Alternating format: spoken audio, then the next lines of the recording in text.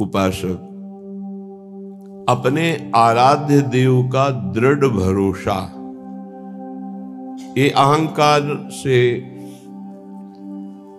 रहित जो महापुरुष का सेवन करने वाले हैं, उन्हीं को ये भरोसा प्राप्त होता है। नहीं, अहम जनित जो कर्म करे उसका तो भरोसा होता है, लेकिन प्रियालाल के चरणों का भरोसा नहीं होता। ये रहस्य रघुनाथ कर बेग न जाने कोय, जो जाने रघुपति कृपा तो सपन्यों मोह न होए। यह रहस्य रघुनाथ कर बेग न जाने कोई, जल्दी कोई ये समझ नहीं पाता। जो समझ गया फिर वो जानत तुम्हें तुम्हें हो जाए, फिर किंचन मात्र भेद नहीं रह जाता, वो अभेद स्थिति को प्राप्त हो, वो प्रेम स्वरूप हो जाता है, जानत तुम्हें तुम्हें हो जाए। श्रीपाद प्रबोधानंद जी महाराज कह रहे हैं, ये वृंदावन धाम है, साधो शक्नोषि नो चेत सकलमपि हठात स्वप्न कल्पम विहातुम,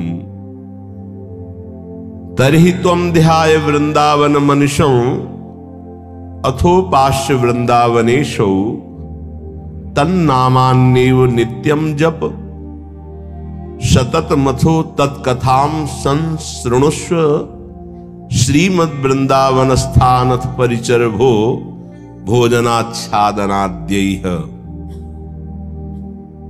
इसमें साधो संबोधन करते हैं, अर्थात ये जन साधारण से ऊपर उठी हुई बात है। जो सतमार्ग में चल पड़ा है, जिसने निश्चय कर लिया है कि इसी जन्म में मुझे प्रिया प्रीतम की प्राप्ति करनी है, वो साधो ही हो गया। वो चाहे पैंट शर्ट में हो, चाहे वो धोती कुर्ता में हो, साधु का तात्पर्य उसके स्वभाव से है।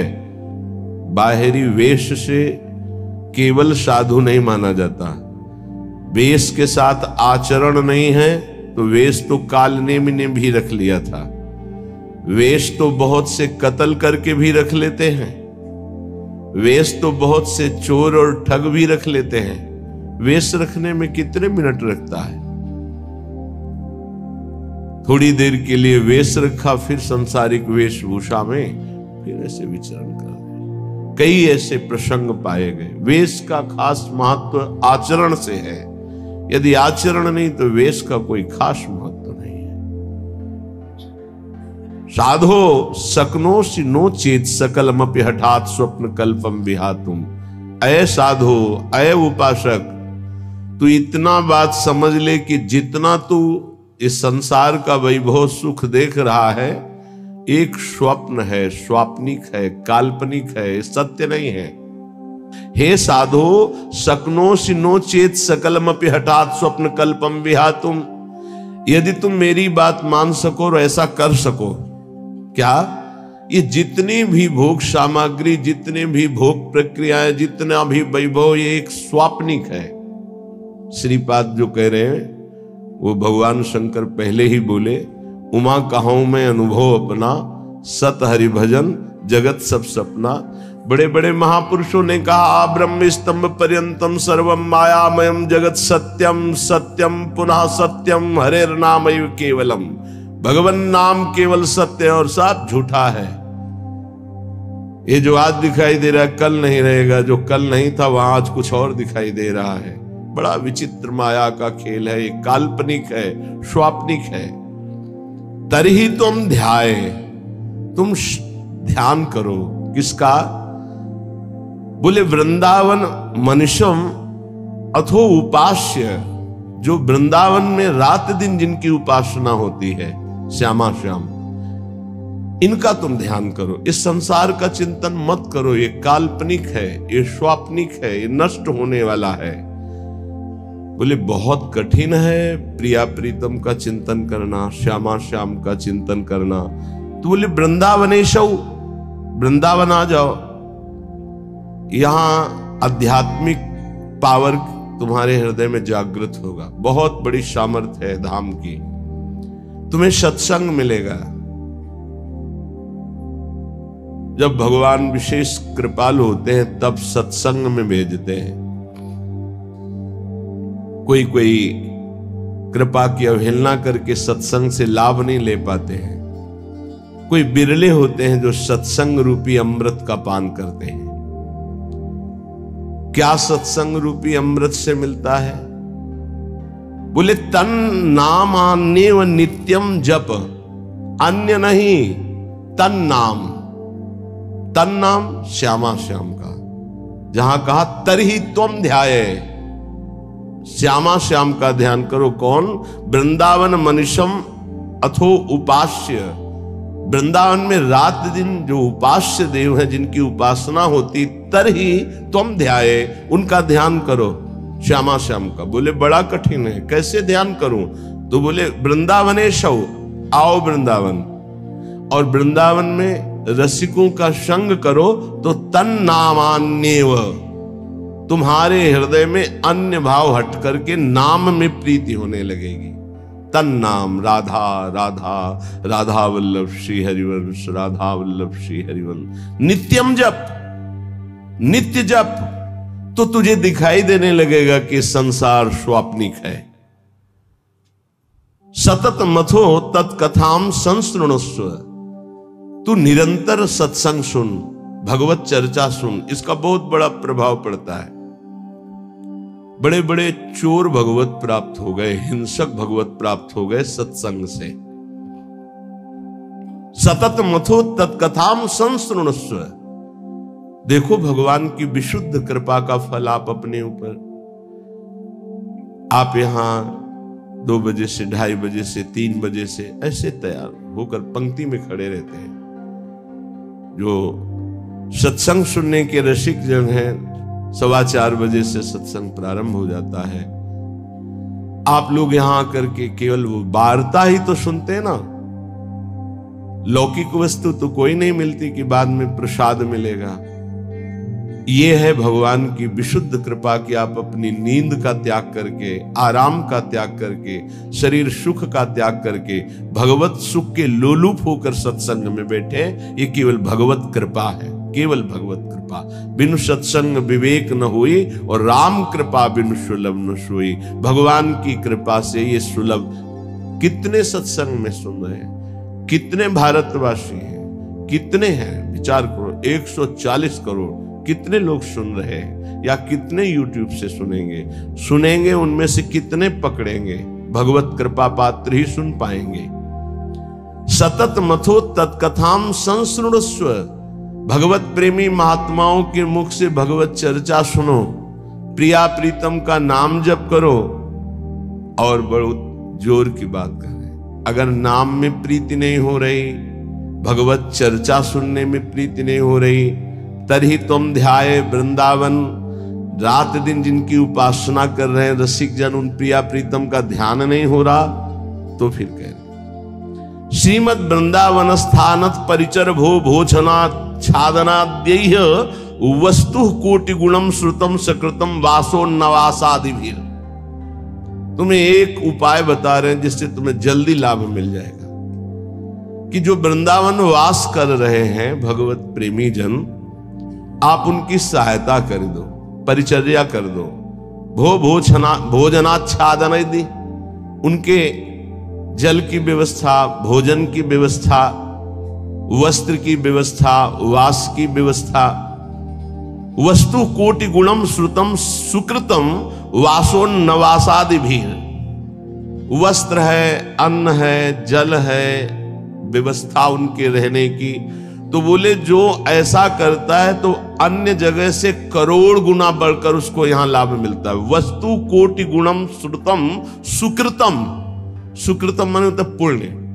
जैसे आप गांव में अपने 50 को भोजन पवावे और फिर संगम प्रयागराज तीर्थ में जाके भोजन, तो बहुत बड़ा अंतर हो गया। फिर काशीपुरी में, द्वारिकापुरी में, अयोध्यापुरी में, मथुरापुरी में, कांचीपुरी में, अवंतिकापुरी में, इनमें पवाएं तो उससे भी बहुत बड़ा अंतर पड़ा, बड़ा लाभ मिलेगा। लेकिन श्रीधाम वृंदावन में यदि वास करने वाले जन हैं, उनको भोजन है, वस्त्र है, उनके वास की व्यवस्था है, तो वस्तु कोटि गुणम श्रुतम सुकृतम वासोन्नवासादिवीर परिचर भोजनाच्छादनाद्यैः, उनकी परिचर्या, उनकी सेवा, भोजन है, जल है, वस्त्र है आदि आदि जो उनकी वास में सुविधा देता है, बोले करोड़ गुना उसको लाभ हम प्राप्त होता है। वस्तु कोटि गुणम, 1 रुपया का करोड़ रुपया। ये किसको?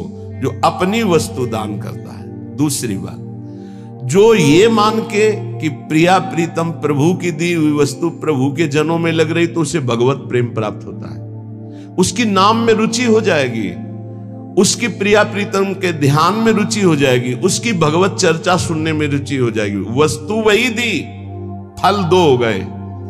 एक हो गया प्राकृतिक फल, 1 रुपए का 1 करोड़ वापस मिलेगा, और एक हो गया कि वही वस्तु दी और भगवत प्रेम मिलेगा। नाम में प्रीति, धाम में प्रीति, लीला में प्रीति, प्रिया प्रीतम में प्रीति।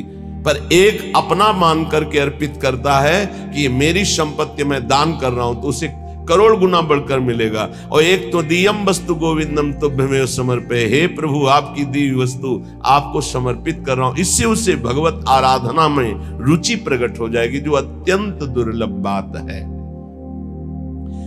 यदि वो वृंदावन वास नहीं करता और वो वृंदावन वास की व्यवस्था करता है, वृंदावन वासियों की जो विरक्त भाव से वास कर रहे हैं, जिनके जीवन का उद्देश्य प्रिया प्रीतम है, उनके वास की व्यवस्था में कुछ सहयोग करता है, तो बोले तीर्थे वासी तुम स्वयं ही तरति दौतौ सा यत तारयेत, उसको डबल लाभ मिलता है। क्या? वो स्वयं तरता है, अपने परिवार को भी तार देता है। वृंदावन वास नहीं हो पा रहा तो भी उसे वास करने वाले से बढ़कर लाभ मिल रहा है, क्योंकि वास करने वालों की व्यवस्था कर रहा है वो। पर देखो 2 प्रकार का लाभ होता है, एक होता है लौकिक लाभ, एक होता है पारलौकिक लाभ। यदि आपने पारलौकिक लाभ का संकल्प करके संतों की सेवा शुरू की है, तो खेल कुछ और होगा जिसे तुम पहले समझ लो, और अगर लौकिक लाभ के लिए शुरू किया है तो खेल कुछ और होगा, उसको पहले समझ लो। एक पूज्यपाद उड़िया बाबा जी के निज जन हमें 25 वर्ष पहले मिले थे, महाराष्ट्र के थे वो, बाबा से संबंध रखते थे, परिक्रमा में मिले, बड़ा आनंद मिला क्योंकि अपने प्राण प्रिय बाबा के जन थे। तो उन्होंने घटना सुनाई चलते चलते, पानी घाट से लेकर चामुंडा मोड़ तक चर्चा ये चली थी। तो उनका बड़ा दिव्य धाम है, यहां के वासियों की सेवा का बड़ा दिव्य फल है। वो प्रसंग वशात याद आ रही, सत्संग में 1-2 बार सुनाया, पकड़ पाओगे तो याद आ जाएगा। तो एक बड़े धनी मानी दिल्ली के जन थे, घटना थी, फैक्ट्रियां थी, खूब धन, अकेला लड़का सब। उनको कहीं संतों के संग से एक बात लाभ की सुनने को मिली कि वृंदावन के विरक्त रसिकों का अगर सेवन किया जाए, सेवा की जाए, परिचर्या की जाए, तो बहुत जल्दी लाभ मिलता है। तो उन्होंने प्रार्थना की वृंदावन में आकर कि कैसे सेवा की जाती, मुझे तो पता ही नहीं। तो उनका संतों को निमंत्रण दो और सुंदर भोग पवाओ, और उनको वस्त्र है, भेंट है, जो उनका आप कर सके, फल फूल। अच्छा ऐसा। तो उन्होंने पूछा कि आप चाहते क्या हो? तो उनका भगवान की प्राप्ति। बोले होश में बात करना, आप जो बात कर रहे हो बहुत बड़ी बात है, पीछे मत हटना। तो उनका प्राणों की बाजी लगाकर, भाई इस बात की पूर्ति के लिए हम तैयार है कि मुझे भगवान चाहिए, तय करो साधु सेवा और तुम्हें भगवान मिलेंगे पक्का। अब वो वृंदावन के प्रेमी जनों की सेवा करते, 100-500 संतों को निमंत्रण देते, सब पवाते। धीरे धीरे इतना संतों से प्रेम हो गया कि प्रार्थना की कि दिल्ली में हमारे घर को पावन करो। तो प्रति महीने बस लाते, 2 बस, उनमें संतों को बैठालते, बहुत उत्सव मना करके वहां ले जाते, पवाते, अच्छी भेंट कपड़ा लता, फिर उनको यहां छोड़ने आते। ऐसा चलने लगा। वृंदावन में तो सेवा करते ही, खूब धन था, वो अपने घर भी ले जाते। एक दिन यही रमण रेती में बस खड़ी थी, ये घटना कोई कथा नहीं, यही रमण रेती में बस खड़ी थी। एक विरक्त संत जो कभी वृंदावन से बाहर ही नहीं जाते थे, कभी निमंत्रण में किसी के नहीं जाते थे, भिक्षावृत्ति से जीते, वो जाके बैठ गए। तो जब सब संतों ने देखा, कहा बाबा तुम्हें पता है ये दिल्ली जाएगी बस और वहां निमंत्रण है। कुछ नहीं बोले, बैठे थे। सबने सेठ से कहा तुम्हारी साधु सेवा सफल हुई। ऐसे विरक्त जो किसी का भी प्रतिग्रह नहीं लेते, भिक्षावृत्ति से जीते हैं, ऐसे अकिंचन महापुरुष पता नहीं क्यों, कौन सी कृपा उदय हुई कि वो आपके घर दिल्ली आए हुए। वो बैठे पंगत में, पाए, और जब वो सामने भेंट देने आए तो बोले ये भेंट लेने नहीं आया हूं, तुझे लेने आया हूं, चल वृंदावन। तो उनका बाबा मैं तो वृंदावन जाता ही रहता हूं। और वो बस चल वृंदावन, चल वृंदावन। तो बाबा वो तो वृंदावन जाता ही रहता हूं, अभी चल सकता हूं आपके साथ। पर वो और उत्तर नहीं, चल वृंदावन। अब संतों की एक अलग भाषा होती है, उसे समझना कठिन। भेंट नहीं ली, चल वृंदावन। सबको भेंट दी, फिर सब बैठे, विदा हुए, आए। उसी दिन एक्सीडेंट हुआ और उनका पुत्र राधेश्याम। अब हाहाकार मच गया, क्योंकि वही उनके ऐश्वर्य का अधिकारी था। भारी अंदर उच्चाटन पैदा हुआ, कुछ अच्छा न लगने लगा। साधु सेवा, भगवत भाव सब पानी में। बड़ा निष्ठा रखना मुश्किल है। जब ये खबर वृंदावन आई तो वही संत गए जो हमें चर्चा सुना रहे थे, और जाकर उसे कहा कि ए भाई, वो ऐसे नहीं आए थे, वो जो विरक्त आए थे, वो आपको भगवान की प्राप्ति कराने आए थे। चलो वृंदावन, आप अश्रद्धा मत करो, ये आपके लिए बहुत बड़ा योग बना है। तुम्हारा पुत्र भगवत प्राप्त हो गया है। शरीर पूर्व प्रारब्ध कर्म के अनुसार एक्सीडेंट से छूटा, पर वो भगवत प्राप्त हुआ। शरीर का हेतु जो छूटने का होता है बड़े बड़े महापुरुषों को होता है। जैसे पूज्य बक्सर वाले मामा जी, बड़े महापुरुष, भगवत कीर्तन होते हुए जा रहा था, एकदम एक्सीडेंट हुआ और बोले राधा, बरसाने से दर्शन करके जा रहे थे कहीं भगवत संगोष्ठी में, शरीर पूरा। तो शरीर का हेतु पूरा होना उसकी गति से मतलब नहीं रखता। बोले तुम्हारा पुत्र परम गति को प्राप्त हुआ है। अब वो सब मिटिया मेट कर दिया, सब बेच बाच करके सब संतों में बांट दिया। वृंदावन आकर पति पत्नी भगवत प्राप्त हो गए। वो बात उन संत भगवान ने सुनाई। ये कब होता है? डरना मत, मुझे भगवान चाहिए, मुझे भगवान चाहिए। क्यों ये भगवान चाहने वालों के साथ ऐसा क्यों होता है? क्योंकि ये भगवान ही सब रूपों में है। वो कहते मेरे इन रूपों को तो तुम्हें पसंद, आओ मेरे सच्चिदानंद रूप में आओ। तो सबकी ममता ताग बटोरी तुम नहीं कर सकते, वो बटोर लेते, आओ मेरे सिवा रह नहीं गया कोई। ये कृपा होती है।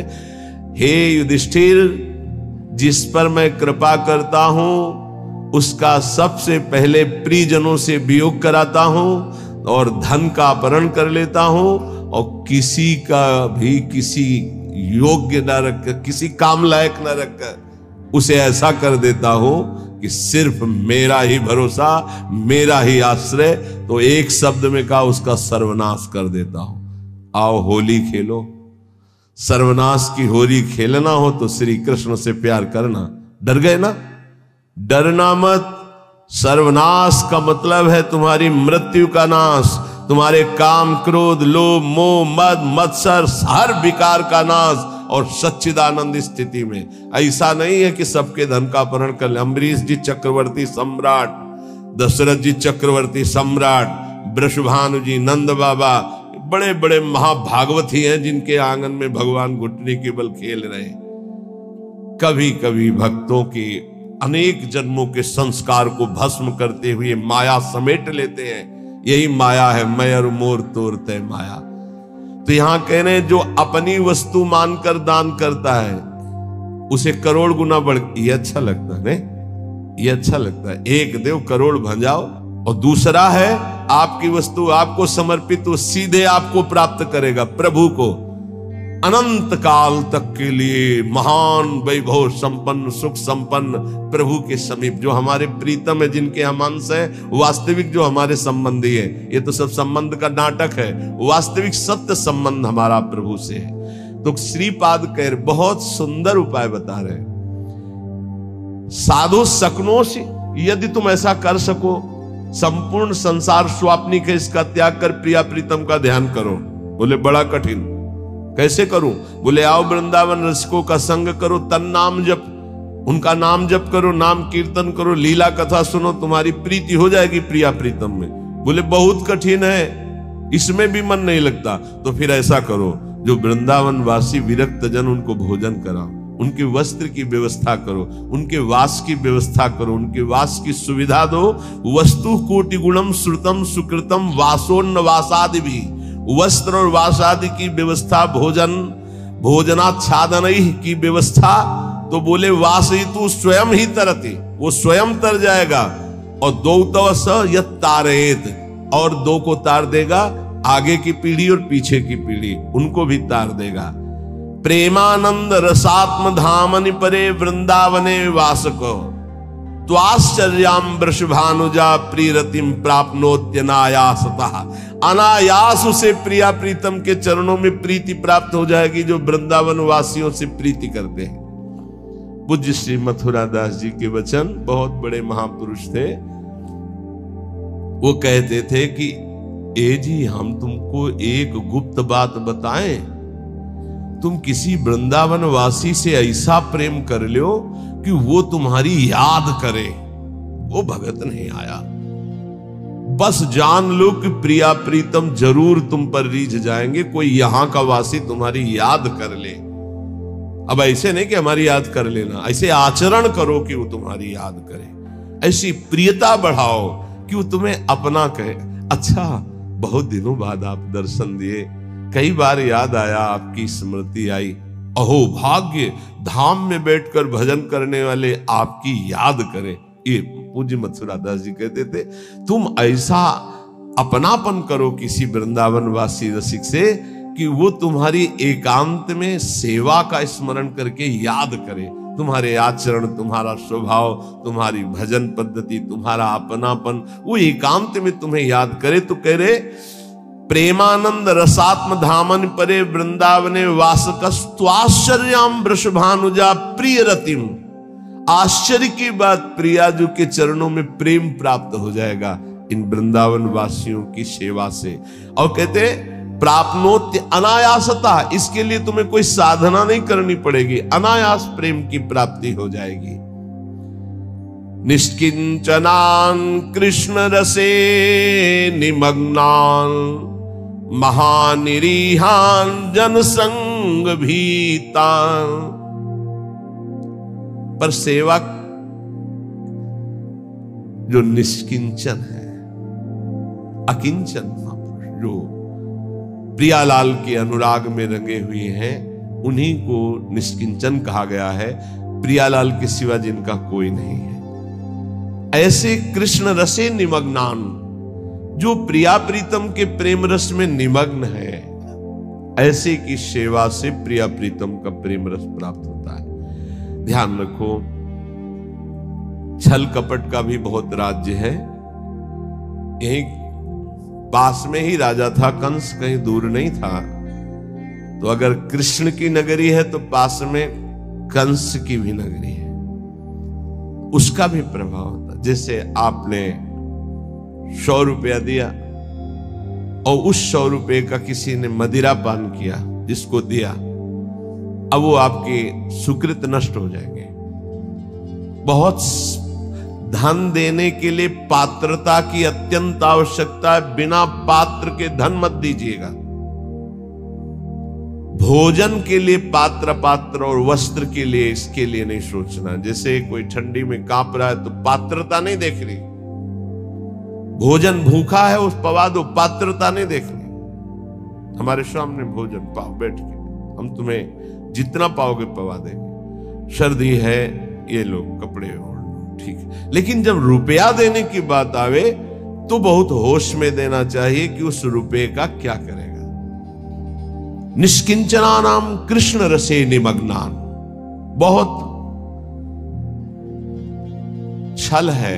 कोई बिरला, सैकड़ों में कोई बिरला एक ऐसा जो भगवान के मार्ग में विशुद्ध चलना चाहता, नहीं तो ये माया ऐसी बुद्धि भ्रष्ट कर देती कि वेश का दुरुपयोग और नौटंकी।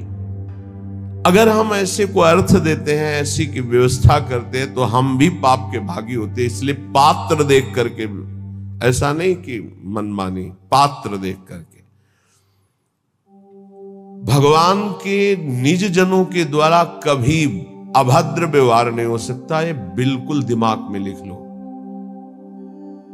ऊसर बरसई तृण नहीं जामा, संत हृदय जिम उपज न कामा। जैसे ऊसर में तृण नहीं जमता, ऐसे संत के हृदय में अभद्र भाव नहीं आ सकता। भूल न देह कुमारग पाऊं, ये जो जीने के लिए इस वेश को स्वीकार कर लेते हैं, उन बहुत हानि हो जाती है। क्योंकि उनका उद्देश्य केवल रसेंद्री जनेंद्री इंद्रियों का भोग होता है, और बहुत बुरी तरह उपहास करते हैं इस वेश का।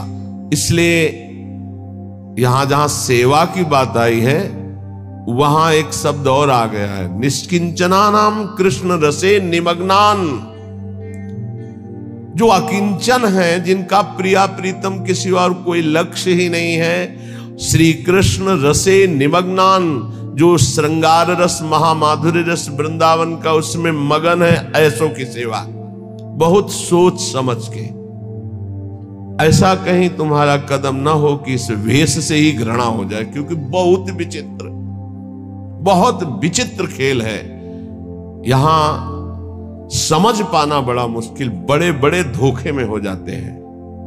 दर्शन भक्त अनूप और रूप न शोभित प्रीति बिनु, और भरम भटकत भूप श्री हरिवंश कृपा बिना। सेवक जी कह रहे ऐसा स्वरूप है दर्शन का बाहरी, महापुरुषों के वचनों पर स्थित। हम बहुत सोच समझ कर संग करें, बहुत सोच समझ कर सेवा करें। श्री कृष्ण रसे निमग्नान, यहां धोखा नहीं है। जहां भगवत भक्ति है, जहां भगवत प्रेम है, पहली बात तो ये समझ लीजिए कि भगवान की प्रधानता रखने वाला मांग नहीं रख सकता, ये पक्की बात है। रोटी के सिवा, रोटी की मांग की हर संप्रदाय के आचार्यों ने अनुमति दी। भगवान शंकराचार्य अद्वैत सिद्धांत के, उन्होंने कहा भिक्षान्नम औषधम, औषधि की तरह भिक्षान्न से उदर पोषण। हमारे भूख लगेगो मांग खाऊंगो गिनो सांझ सवेरो, अन्यथा नहीं। ये धन की लोलुपता और श्री कृष्ण रस निमग्न, इसमें बहुत जमीन आसमान का अंतर है। बोले ठाकुर सेवा के लिए चाहिए, कब आदेश किया ठाकुर जी ने कि हमारे लिए तुम धन मांग करके लाओ? वो तो कह रहे मये मन आधत्सो मई बुद्धि निवेश है, मेरे में मन लगाओ, मेरे में बुद्धि लगाओ। है तुम्हारे पास तो चढ़ाओ, नहीं है तो एक अशोक का पत्ता लो और ऐसे लगा लो, वो सोने के मुकुट से भी बढ़कर ठाकुर जी राजी हो जाएंगे। पत्रम पुष्पम फलम तोयम ये में भक्त्या प्रेक्षति। समझने का विषय, कहीं अपने सत्संग में दान पुण्य की वार्ता नहीं होती, इसमें श्लोक आया, इसलिए उसको एकदम प्रकाशित करके कि हमें कहां सेवा करनी है। निष्किंचना नाम कृष्ण रसे निमग्नान वासयितु, जो श्री कृष्ण रस में निमग्न होकर अकिंचन भाव से प्रभु में जैसे प्रभु रखे, जैसे प्रभु चलावे, जिनका उद्देश्य भगवत प्रेम, उनकी सेवा से वस्तु कोटि गुणम श्रुतम सुकृतम वासोन्नवासादि भोजनाच्छादनई, भोजन वस्त्र वास इनकी व्यवस्था से करोड़ों गुणा बनकर लाभ मिलता है, या भगवत भजन में रुचि होती। दो बातें अलग अलग। महानिरीहान जनसंग भीतान, ऐसे जो जन संसर्ग से डर करके एकांत में भजन में रहते हैं, उनकी सेवा मिल जाए, बड़े अहो भाग्य। वृंदावन स्थान वसनासनाद्यैर सेवतेशो वसेत तदीशो। सैया, वस्त्र, भोजन, इनकी सेवा यदि हो जाए तो बोले वसेत तद ईशो, यहां के ईश जो श्री प्रिया प्रीतम है उसके वशीभूत हो जाते हैं। ऐसे रसिकों की, ऐसे अकिंचनों की, ऐसे भगवत भक्तों की सेवा का बहुत बड़ा महत्व है। थोड़ी सी भी सेवा प्रभु के जनों की बन जाए तो प्रभु बिक जाते हैं, हरि अधीन हो जाते हैं। पर बस ध्यान रखना, तुम्हारी वस्तु शुद्ध होनी चाहिए, तुम्हारा भाव शुद्ध होना चाहिए, और जहां दान किया है, जहां सेवा की है, जहां वस्तु दे रहे हैं, वो पात्र होना चाहिए उस बात का। दो बातों के लिए कभी पात्र नहीं देखना है, जल, भोजन और वस्त्र, इन दो के लिए पात्र हम नहीं देखते हैं। कभी ऐसा कोई तड़प रहा है औषधि, अब पात्र नहीं देखना, उसकी औषधि करा। अर्थ देना है, व्यवस्था करना है तो देखना है ये हमारे अर्थ का सदुपयोग यहां होगा या दुरुपयोग होगा। कानपुर की एक बहुत धनी माताजी नैमिषारण्य पूज्य स्वामी नारदानंद सरस्वती जी उनके पास गए। ऐसे महामहिम बहुत ज्ञानी महापुरुष थे, बड़े ही सिद्ध चमत्कारी महापुरुष। एक बार उनको संगोष्ठी में पहुंचना था तो बैठे हुए थे, गाड़ी फेल हो गई। वो जीप जिसे कहते, जीप उस समय चलती थी, पर्दा लगे जो महिंद्रा ऐसे कुछ नाम, ऐसे जीप चलती, वो रास्ते में बंद हो गई। अब वहां कई किलोमीटर तक कहीं कुछ सुधार कर रही, और स्वामी जी को ठीक समय पे पहुंचने का अभ्यास था। समय बहुत, जो संत जन होते अपने समय का तो दंड लिए हुए थे। उनका स्टार्ट करो, बोले बहुत बार स्टार्ट करने का प्रयास किया, नहीं स्टार्ट हो। ऐसे दंड स्पर्श किया मशीन, बोले स्टार्ट करो, सामने स्टार्ट हो गई। नारायण नारायण, लक्ष्य में जहां पहुंचे दंड आया, मशीन बंद, उतरे, प्रवचन किया। ऐसे सिद्ध महापुरुष जड़ वस्तु में भी संकल्प से, जब चबूतरा चल सकता है तो गाड़ी कैसे नहीं चल सकती। भजन का एक अद्भुत प्रभाव होता है। उनके पास 1 रुपया, और कहा महाराज मैं गरीब हूं, 1 रुपया से चाहती हूं आपके नैमिषारण्य में जितने आश्रम में, किलोमीटर में आश्रम है, वो सब संत पाए, ऐसा हो सकता है? उनका हाँ माता जी बिल्कुल हो सकता है। भंडारी को बुलाया, बोले 1 रुपया। उस समय नमक 1 रुपये का 5 किलो मिलता था, वो जो टोरा वाला नमक होता है, 1 रुपये का 5 किलो नमक मिलता था। 5 किलो नमक में तो पूरा नैमिषारण्य का भोजन बन जाएगा। 5 किलो नमक तो थोड़ा पड़ता। बोले एक नमक लाओ 1 रुपये का, और सब भंडार में सब्जी दाल सब में नमक इन्हीं माता जी का पड़ेगा। माता जी आप भी प्रसाद पाया। प्रसाद पाने के बाद का थोड़ी भेंट देना चाहती है, तो उनका आप तो कहती थी गरीब है, हमारे पास 1 रुपया, भेंट तो दे दिया। बोले नहीं, वो तो केवल आपकी महिमा और स्वभाव को देखना चाहती थी कि आप कहीं फटकार कर मुझे भगा देंगे, 1 रुपया कोई भेंट होती है, ऐसा कहेंगे। और दूसरा प्रभाव कि आप 1 रुपये का क्या सदुपयोग करेंगे जिससे सब संतों के मुख में चला जाए। तो दोनों बातों में हमारा हृदय इस बात से कि अब हम जो देना चाहती हैं वो अधिकार है। कई करोड़ रुपए उन्होंने, क्योंकि बहुत धन्यवाद, ये पात्र देख करके उसका प्रयोग, अर्थ का दुरुपयोग कहीं ना हो जाए, ऐसे पात्र देख करके। अगर हम वृंदावन स्थान वसनासनाद्यैर यह सेवतेशौ वसयेत तदीशौ, यदि ऐसे निष्किंचन श्री कृष्ण रस निमग्न एकांत सेवन करने वाले महात्माओं की सेवा करते हैं, वस्त्र भोजन शय्या वास आदि की, तो कह रहे हैं प्रिया प्रीतम को वो वशीभूत कर लेता है। ये श्लोक के अनुसार है, अन्यथा पूरे जप से हितधाम से यहां तक के प्रवचन, इस विषय की चर्चा भी नहीं होती। ये दान पुण्य का यहां हमारा कोई महत्व नहीं है। हमारा महत्व है मन को प्रिया प्रीतम में लगाओ, राधा राधा जपो, सबसे बड़ी बात यही है। अब ये प्रसंग है इसलिए इसकी चर्चा हो रही, इसका महत्व नहीं। ये मत समझा जाए कि ये कोई खास महत्व की बात है। खास महत्व की बात है, एक एक श्वास प्रभु में अर्पित करके राधा राधा राधा ऐसा निरंतर समय को व्यतीत करें।